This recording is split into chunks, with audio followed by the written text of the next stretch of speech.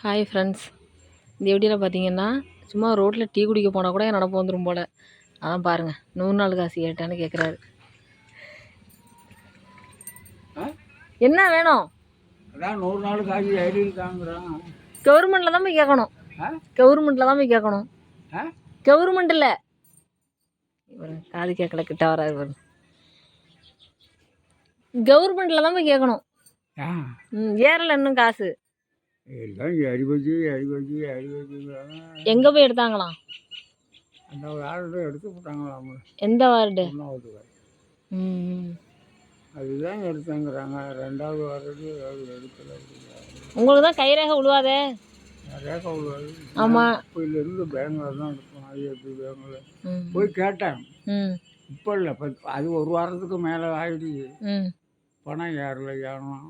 சரி அப்படின்ட்டு ஏன்னா சொல்கிறேன்.